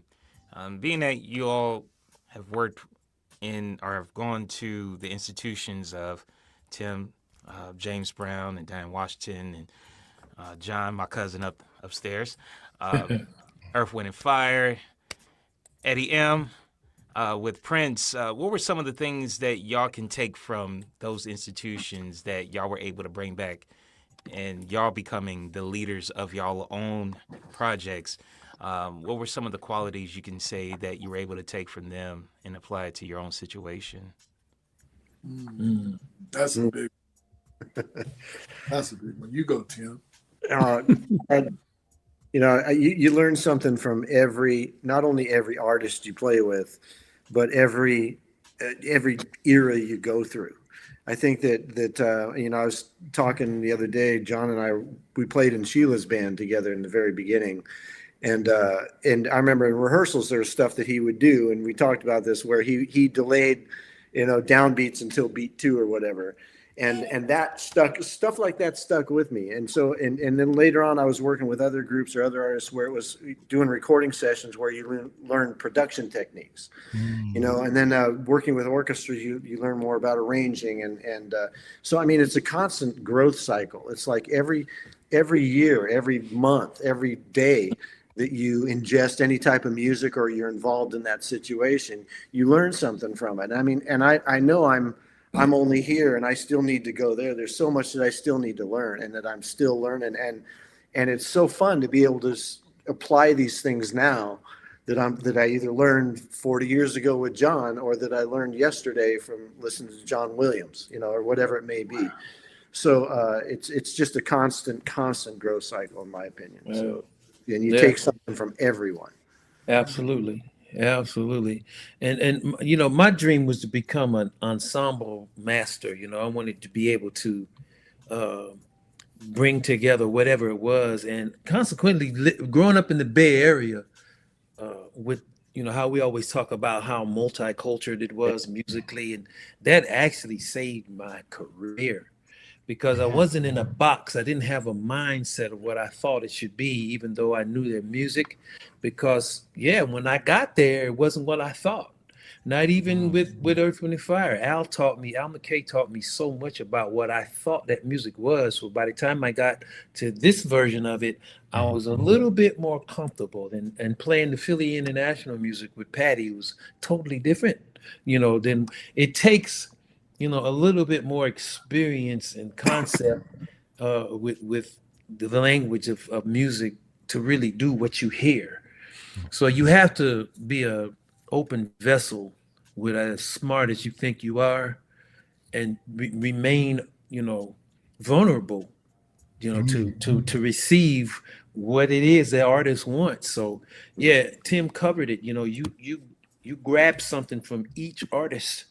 And our Uncle Bud Ellison, man, we call that the university when we go to Patty Bell's camp. We call it the Bud Ellison University. As much experience as I thought I had and what I thought I knew, when I got there, I was a baby again. And it was amazing. It was awesome, man. It was not like I thought it would be. You would be a little intimidated because you find out all that you don't know shit. Right. And it was really cool. It was awesome to be, that traveled and to have played with that many musicians and to encompass what I learned from him, man. Woo! Yeah, so you even at this age, you learn, you be willing to learn something that you can't wait to apply. Yeah. That's the beauty of this thing. It's no ending to information, loading up information. I got to say, I thank God for the teachers and the leaders that were in my life. For starters, Mr. Phil Hardiman, who literally put the horn in my hand, and people like Prince. Prince taught outside of performance. He taught what to do, how to do it, and how to make, just little side notes, just little car rides. He just give you some gems, like, hey man, don't do this, don't do that, do this. Go in the studio. When you go in the studio, just play. Don't be afraid of mistakes. I was like, no man, what do you mean? I've been trying to be mistake-free all my little young life then. But I mean, little gems like that made the difference. And if you held on to them, you lived them. And I've been living a lot of the things that he said. I didn't quite understand when he gave that stuff to us. But people like that, and just to be around somebody that had so much music inside of them, almost scary, but it was incredible to be a part of that. So we miss you, Prince. Yes, we did. Yes, Shout out we did. Mr. Hardiman. Mr. Hardiman was teaching at City College in San Francisco. Yeah. Mr. Hardiman. Hardiman, man. Yeah. Brilliant. That man was, the Bay Area Jim. Yes. He gave life to us. If he believed in you and he saw something in you, you couldn't get away. He wasn't gonna let you. I don't feel like playing. Well, you're gonna play, and then your parents, my parents, was like, I tell it. When I was in 5th grade, Mr. Hardiman, he got mad and he threw a music stand Whiplash. on top of our heads. So we Threw it at you? He didn't throw it at me direct. He was mad at the band because we wasn't playing his chart right. Wow. But we was in 6th grade. Right. All of a sudden, we seen the music stand coming flying. And so everybody, I know I did. I went, mommy, mama. Mr. Hartman threw a stand on my head today. It could have hit me. And she said, well, what did y'all do? Right. What did you do? And I'm what do you mean? What did I do? What did you do? So she had his back, and thank God that she had it. She wasn't like, no, I'm go up there and talk to this man for throwing stands at my child. It was like, no, get your butt in there and do it right next time. Don't be coming here with that. And that kind of network and that kind of support that built musicians and characters beyond playing. It was lessons to be learned and all of that. But we had good, solid parents who supported stuff. Now, did that happen at Longfellow? Longfellow, exactly. In them little bungalows in the back? In the bungalows. Yep. 303. 303. I remember it because we had 302 with Mr. Lura. That was years later after you were gone. But I met Mr. Hardiman in that bungalow. Oh, man. Wow. Stayed up in that bungalow. Sneak across the street, go to the little store on the corner. On the store, Quincy's. Yep. I stayed a half a block away from Quincy's. I was on Ward Street, but you were further down. I was literally a half a block from Longfellow. Oh, I was right there. You was right in the cut. Right across the street from Bobby Seale's kids. Whoa, that's right. Yeah, man. Holy. Ward Street was mighty. We did a lot of stuff on that with that little street. But yeah, that's the blessing of having great leaders and great information fed. Well, I'm going to lead this show now because we just got a couple of minutes left. Yeah. Ooh, that boy is smooth. He's smooth. Was that smooth? That was smooth. No, that wasn't smooth. That was I think it was. We got a couple minutes left. We're gonna go ahead and play some more music. This one I think is about John Paris. Go ahead. Oh Paris. no! Yes. Wow.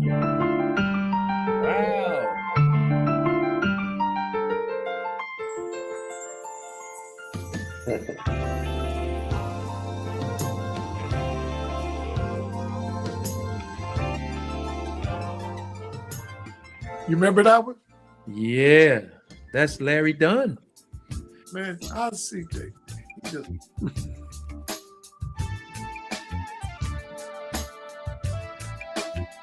What's that? This energy that's beating up my heart. Oh man, how you finding this stuff? Don't know where to start. Wow. My intuition won't tell what it means, but I can feel there's something healing me. Whatever it is. I don't even have that one, Flash. Can you send me that? Holy cow, man. Jerry the He's Dud. the ultimate crate digger, man, this guy. CJ. Woo, thank you, bro. You Don't just, find ooh, it. we. How long ago was that? Man, that had to 2015? be, yeah, around in there, yeah. Yeah, That was the Here, Now, Then, and Forever. Uh-huh. Yeah. Mhm. Goodness Go ahead. gracious, man. Woo! What else did I play on? Damn, I don't even. Golly, man. CJ gonna do a Chucky Booker to you, man. Yeah, I didn't think Know he it. could get me. And that was you singing, right? Yeah. No, I don't. Wait, no, that was Philip.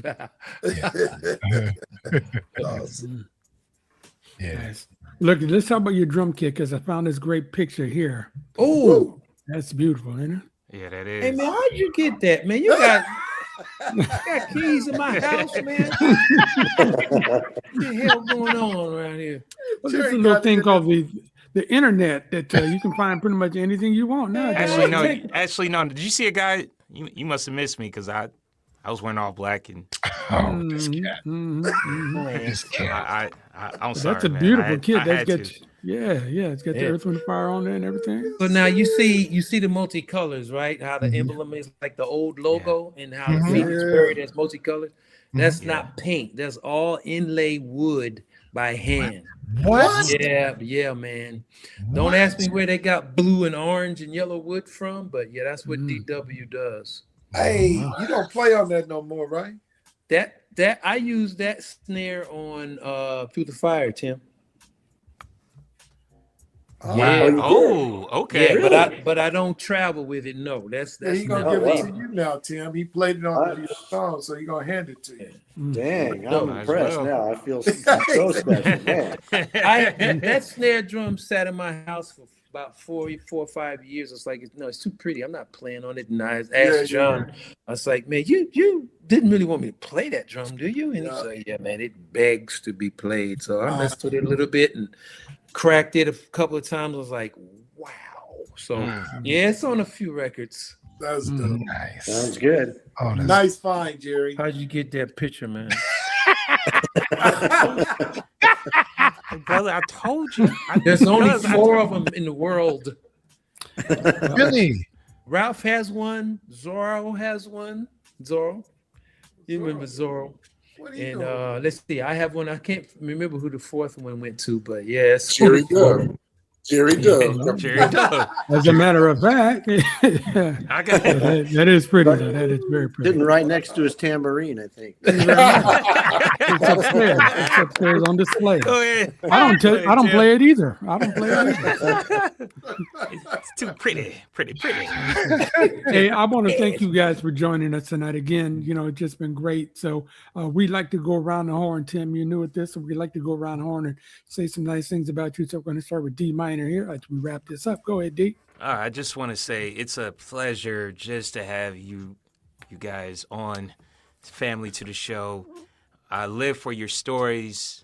I enjoy them, and Tim, it's a pleasure to meet you for the first time. Love your music, and yeah, man, I'll trade y'all some dollars for those records. They're free. Thank you. All right, Big Russ. Tim, it's a pleasure to meet you, man. As soon as this is over, no joke, no lie, as a kid say, no cap, I am going to be listening to Heart of Mine because I do love that song. I want to see what you did with it. Brothers, and Tim, I'm calling you a brother too now because I'm jumping you in. You're a brother too. I'm there. It's cool when you see your friends thrive and share their gifts. And I joke around a lot, probably way too much, But you guys need to know I'm super proud of everything you guys have accomplished and all the smiles that you've created over the years. I'm really proud of you, brothers. Thank you, See, bro. Thank you. DJ Flash. Eddie, we go back like bucket seats, brother. Absolutely. Man, and John, brother, you and me both too. Family, Berkeley, always. Yes, sir. Tim, welcome to the family. Yeah. Thank you. And word has it that you composed the music for Portal, which is one of my favorite video games. I'm going to have to confess something. I worked on Portal and Portal 1 and Portal 2, but I did not do the music on that. I did all the ambient and the sound design for that. What? Yeah, so I did not do the music on that game, but Okay, but still the sound design? sound design, yeah. Oh, Beautiful. So, And So I he don't on wanna- Portal 3. damn. Oh, that's good stuff. I love that game. it's a fun game. I love that game. But John and Eddie, man, I'm telling you, soon as it's done, tour. Let's go. Yeah, let's go. We down. Ready? I'm We gotta roadie. go back. I'm roadie ready. I'm roadie Yeah, we ready. gotta go with our boys. We gotta go with our boys. Now, You can't go without a roadie. You doing production, Russ? All right, I'm going to wrap it up by saying again, you guys are great. Eddie, John, again, you've been with us 4 times. The 5th one will get you a free something like on Saturday Night Live. I can't give you a robe or nothing like that, but I'm gonna give you something for being on the 5th time. Tim, you know you got some work to do, but the fact that you work with Ella Fitzgerald, James Brown, and just I know you got some more stories you didn't want to tell tonight, so we're gonna have you come back when that album finally comes out. We'd love to have you come back. The album be out when I'm able to get into the clubs. That's a running joke. We don't know exactly how old D Minor is. We just If you're waiting for that album of theirs to come, if you're waiting for that album of theirs to come out, you may never see me again, man. They do one song a year, you know, not one album a year, one song a man. year, you know. So, You know, we just it's yeah, everything time. in this Trying time. to get it Yeah, right, you like know, a trying to get it 5 right. We gonna get it to you. Well, Marvin Gaye said, look here, man, y'all don't rush Picasso. Don't be rushing me. Hello. No, but at some point you have to say, okay, look, when we started this, it was on cassette. And now The mixtape. Yeah. Now you got flying cars.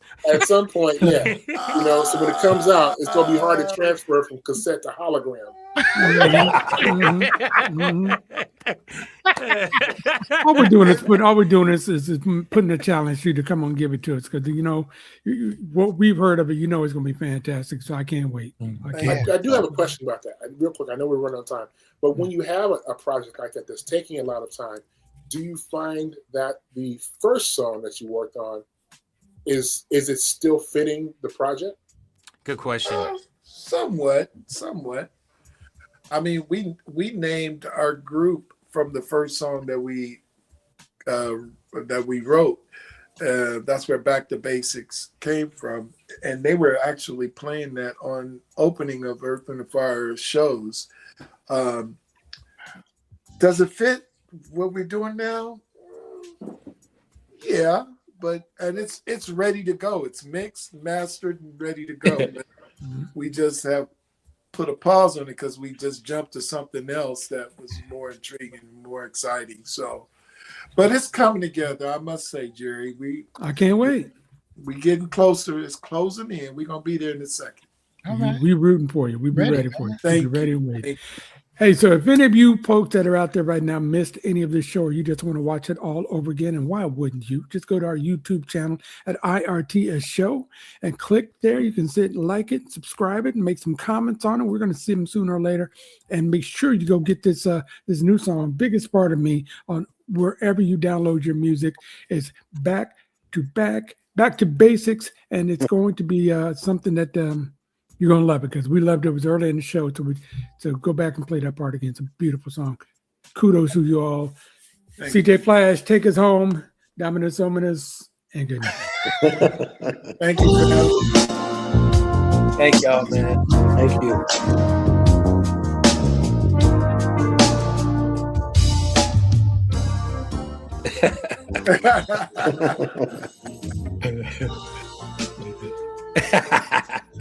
Come on. It's like the Brady Bunch.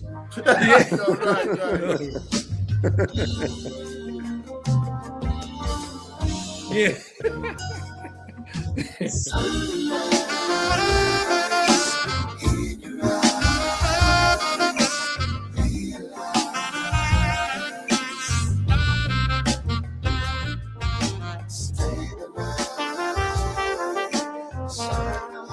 All right, I'm trying to close it. This thing ain't clicking. It's not clicking like it's supposed to be clicking. So CJ, let's just fade it out and call it a night. See y'all. Nice. Yeah.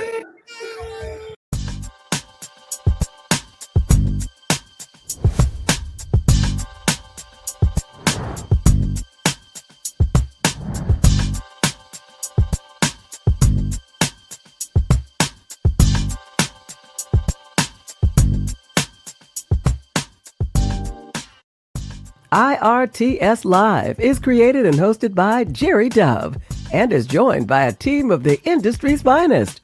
Music director CJ Flash, Ryan Nicole, Big Russ, and D Minor. IRTS Live is brought to you by C-Dove HR Consulting Group, providing personalized service for building a better tomorrow. Enjoy the difference. Check out gdovedesigns.com for hoodies and t-shirts that make a statement. And be sure to get the new IRTS Live coffee mug. Join CJ Flash for the feel-good music for the people experience. Live Monday, Tuesday, and Wednesday at 1 p.m., Thursday at 6 p.m., Friday at noon, and now on the weekends too, Saturday at 8:30 a.m. and Sunday at 4 p.m. And if you'd like to join us as a sponsor, please email us at info@irtsshow.com.